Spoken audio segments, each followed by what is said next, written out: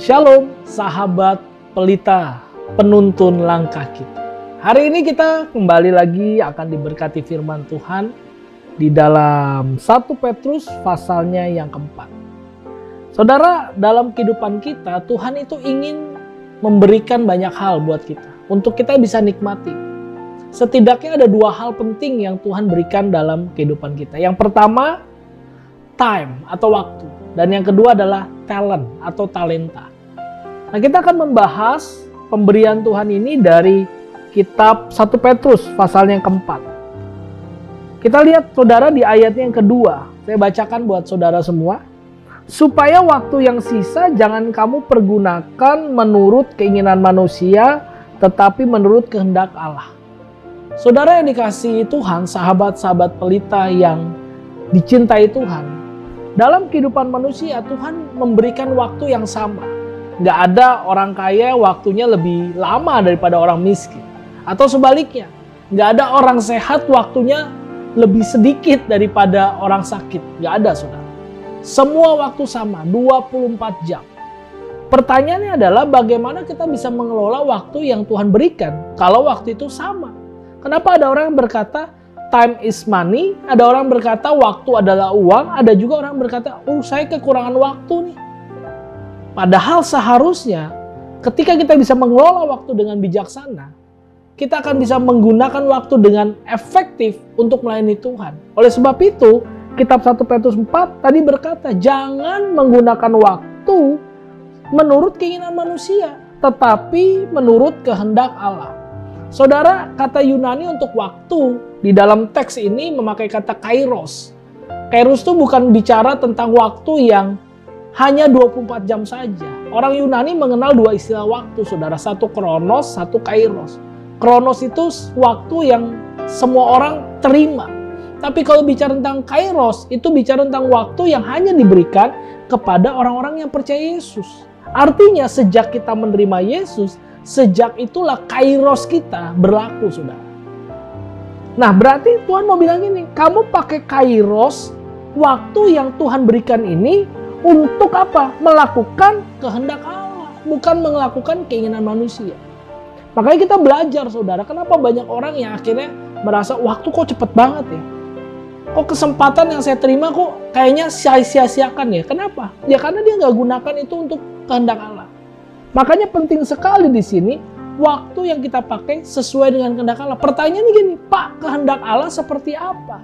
Nah, sahabat-sahabat pelita, perhatikan di ayatnya yang ketiga, 1 Petrus 4 ayat 3. Sebab telah cukup banyak waktu kamu pergunakan untuk melakukan kehendak orang-orang yang tidak mengenal Allah. Kamu telah hidup dalam rupa-rupa hawa nafsu, keinginan, kemabukan, pesta pora, perjamuan minum, dan penyembahan berhala yang terlarang. Saudara, kenapa banyak orang tidak gunakan waktunya sesuai dengan kehendak Allah? Karena dia masih terikat dengan keinginan-keinginan duniawi. Sini dikatakan apa, saudara, ayat 3 tadi? Hawa nafsu, keinginan, kemabukan, pesta pora, perjamuan minum, dan penyembahan berhala. Saudara, ada beberapa hal di dalam dunia ini yang kita sebagai orang Kristen tidak bisa lagi lakukan. Mungkin saudara bilang gini, mungkin sahabat-sahabat pelita bilang gini, Pak, tapi saya kan masih di dunia. Masa saya nggak boleh berteman sama orang-orang yang buruk? Masa saya nggak boleh bergaul dengan orang-orang yang tidak mengerti firman Tuhan? Masalahnya bukan saudara boleh atau tidak bergaul. Bukan saudara boleh atau tidak berteman dengan orang-orang yang nggak mengenal Tuhan. Bukan itu. Tapi jangan sampai saudara yang sudah mengenal Tuhan justru meninggalkan Tuhan karena mau bergabung sama orang-orang yang belum mengenal Tuhan. Nah, itulah yang akhirnya membuat kita menggunakan waktu kairos Tuhan sesuai dengan keinginan kita. Udahlah, Tuhan hari Minggu aja. Tapi hari Senin sampai Sabtu itu hari saya. Nah, saudara, kita nggak bisa lakukan seperti itu. Jangan sampai saudara sia-siakan berkat time atau waktu yang sudah Tuhan sediakan buat saudara. Pergunakan waktu dengan baik. Sebab apa katanya? Waktu ini adalah hari-hari yang jahat, saudara. Kalau jahat kita tahu semuanya. Berarti waktu ini sangat cepat bergulir, kesempatan tidak akan terulang kembali. Gunakan kairos Tuhan dengan baik. Itu yang pertama. Yang kedua, talenta, saudara. Talenta itu ada di ayat berapa? Ayat 10, saudara. 1 Petrus 4 ayat 10. Layanilah seorang akan yang lain sesuai dengan karunia. Perhatikan, ada kata karunia. Sesuai dengan karunia yang telah diperoleh tiap-tiap orang sebagai pengurus yang baik dari kasih karunia Allah. Kalau kita sudah menggunakan waktu dengan baik, dengan bijaksana, kita pakai kairos Tuhan dengan tepat, maka Tuhan juga mau kita melayani dengan talenta yang Tuhan sudah berikan dalam hidup kita. 1 Petrus 4 dari ayat 7 saya bacakan buat kita. Ayat 7, 8, dan 9. Kesudahan segala sesuatu sudah dekat. Kesudahan segala sesuatu sudah dekat. Karena itu kuasailah dirimu dan jadilah tenang supaya kamu dapat berdoa. Menguasai diri, jadi tenang, dapat berdoa. Ayat 8. Tetapi yang terutama. Artinya apa, saudara? Saudara jangan hanya fokus kepada dirimu, jadi tenang supaya dapat berdoa, lalu fokus merasa udah cukup. Kalau saya udah tenang, saya bisa berdoa, saya punya hubungan sama Tuhan, that's it, cukup. Jangan. Karena gitu Petrus berkata ayat 8, tetapi yang terutama, berarti ada yang di atas itu. Apa itu? Kasihilah sungguh-sungguh seorang akan yang lain, sebab kasih menutupi banyak sekali dosa. Saudara, kalau kita lihat tadi di poin awal tentang menggunakan waktu secara bijaksana, kita membahas bahwa bukan masalah apakah kita bergaul dengan orang-orang yang gak mengenal Tuhan. Bukan itu, saudara. Masalahnya adalah apakah kita ngikut orang-orang yang gak mengenal Tuhan. Nah, caranya supaya kita gak ngikut mereka apa, saudara? Pakai kasih. Kasih menutupi banyak sekali dosa. Mungkin saudara berpikir, Pak, berarti kita harus tutupi dosa dong. Bukan itu maksudnya. Kasih Tuhan kepada kita itu menutupi dosa saudara dan saya. Karena dia menutupi dosa kita. Nah, saudara lihat ya, saya sedikit membawa saudara ke perjanjian lama, saudara. Di perjanjian lama itu ada yang namanya tutup perdamaian. Tutup perdamaian itu bicara tentang apa, saudara?